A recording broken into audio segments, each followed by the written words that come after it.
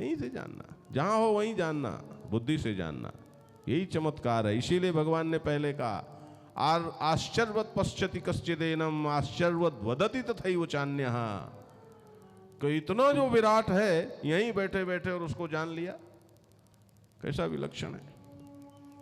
विजानतः ब्राह्मणस्य सर्वेषु वेदेषु तावान, ये जो सारा वेदों का इतना बड़ा कोश है महाराज, और हमारे यहाँ वेदों की कई टीकाएं हैं। अभी हमारे यहाँ से किसी को हमने एक सातवलेकर जी का किसी को दे दिया था, किसी महात्मा को, तो अभी हमने दिल्ली से वो सातवलेकर जी के वेद का, बहुत अच्छी टीका है वो, बहुत बड़ी शब्द राशि है। भगवान कहते हैं उस सत्य को जानने के बाद सारे वेदों का फिर कोई आशय नहीं है, केवल केवल केवल उपनिषद ब्रह्म विद्या, बस उसको जान लो तो समझ लो, फिर और इधर सारे में चक्कर लगाने की आवश्यकता नहीं है। अब देखो एक और बात, कई लोग कह देते हैं अरे महाराज क्या करें, हिंदू धर्म में इतने ग्रंथ हैं, वेद इतने ज्यादा हैं, क्या करें। अरे काहे छाती पीटते हो, देखो ना गीता कह तो रही है कि सारे वेदों की नहीं, केवल उपनिषदों में आ जाओ।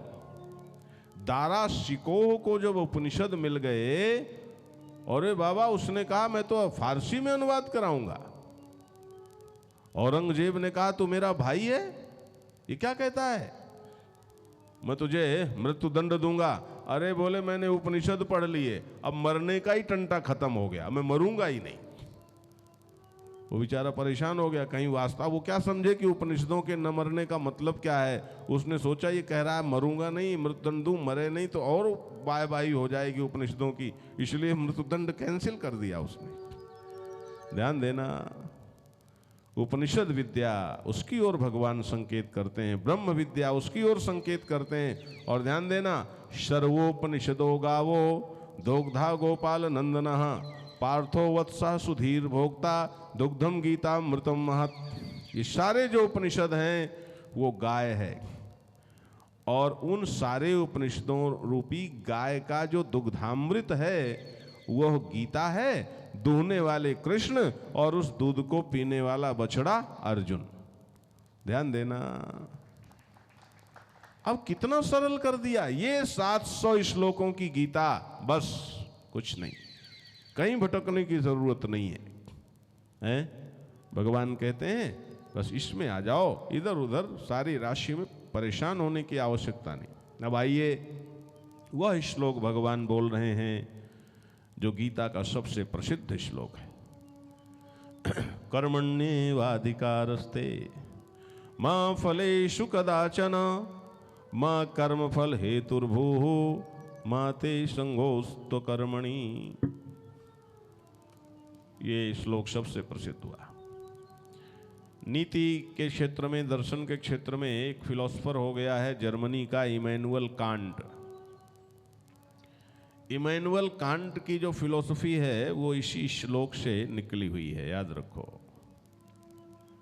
कर्मण्येवाधिकारस्ते, भगवान कहते हैं ते कर्मणि एव अधिकारः। ध्यान से सुनो बंधुओं माताओं, तुम्हारा केवल केवल कर्म करने में अधिकार है, कर्मों में अधिकार है? फलेषु कदाचन मां, फलों में कभी भी नहीं है। अब जरा इसको समझो, बहुत लोग छाती पीटने लगते हैं, कमाल है, कई विद्वान, विद्वान का मतलब यहां विद्वान किसको कहते हैं? अरे भाई ये पीएचडी हैं, बुरा मत मानना भला, हाँ बुरा मत मानना।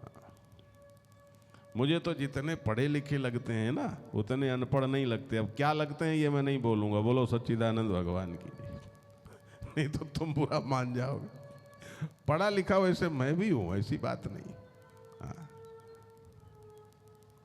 नारायण विद्वान है क्या? क्यों विद्वान है? ओ पीएचडी, एक बार मुझसे कुछ पत्रकारों ने पूछा, महाराज आप पीएचडी होकर के साधु हो गए? तो मैंने कहा तो साधु बेवकूफों को होना चाहिए। अरे साधु गुरुपद पर बैठता है तो उसको तो जितना ज्ञान, उसको तो पूर्ण ज्ञान, पूर्णज्ञ होना चाहिए है? हाँ। नारायण, कई लोग कह देते हैं ऐसा कैसे संभव है, ये कृष्ण ने क्या कह दिया, कर्मों में अधिकार है फलों में नहीं। कोई माई का लाल जरा इस श्लोक को काट के बताया। देखो यही सच है, इसीलिए ये जो श्लोक है ना, आचार्य लोकमान बाल गंगाधर तिलक ने इस श्लोक को कर्मयोग की चतुसूत्री कहा है कि 4 सूत्र इसमें है निष्काम कर्मयोग के।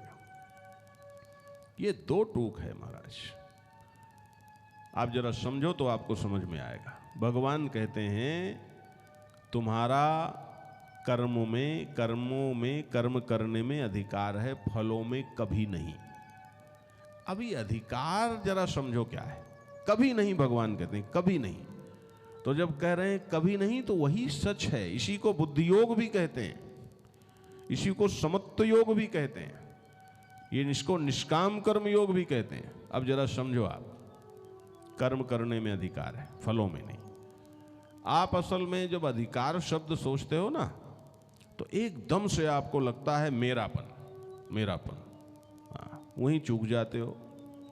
दरअसल कलयुग का प्रभाव है ना, आपको मालूम है जब परीक्षित के सिर में कलयुग चढ़ गया, सोने का जरासंध का मुकुट, सोना यदि अच्छी कमाई का हो तो उसमें कलयुग का प्रभाव नहीं रहता। एक दिन परीक्षित ने जरा